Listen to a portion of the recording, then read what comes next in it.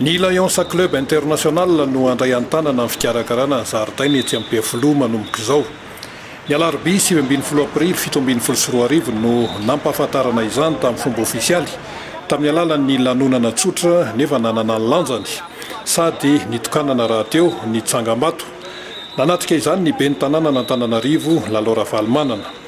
Nampitondraina ny anarana hoe Lionsa Club International ity zaridaina ity.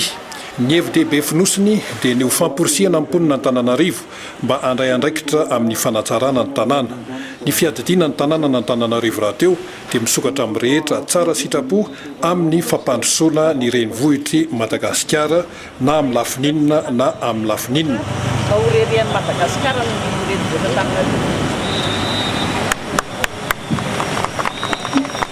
Mitondra ny fanazavana ny tsara ho fantatra momba izany ny CMJ Fidy Rakotovavy, gouverneur du district 403B2. Fanokanana tsangam-bato anankiray, tsangam-bato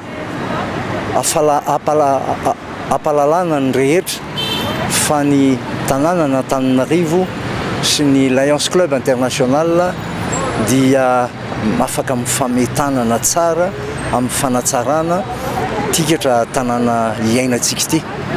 Ity zany dia natokany commune ho zaridaina ary place ny Lions Club International.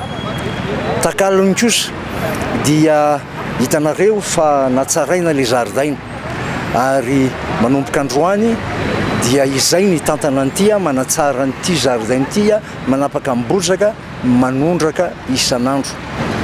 Izy ity dia tsy hoidina akory hoe ny membre ny Lions Club International any eto ho an'ny vahoaka n'Antananarivo, ho an'ny vahoaka ny Madagasikara izay te hipetrapetraka, te hijerijery ary koa fampirisihana an'ny mpiara-monina rehetrarehetra hoe mandraisa tanàna, mandraisa anjara amin'ny fanatsarana ny tanàna fa tsy adidin'ny mpitondra antsika ihany fa isika no mitondra ny anjara birikitsika izay le hoe acte citoyen ary koa fandraisana anjara amin'ny fanatsarana ny fiarahana monina eto Antananarivo dia eto Madagasikara.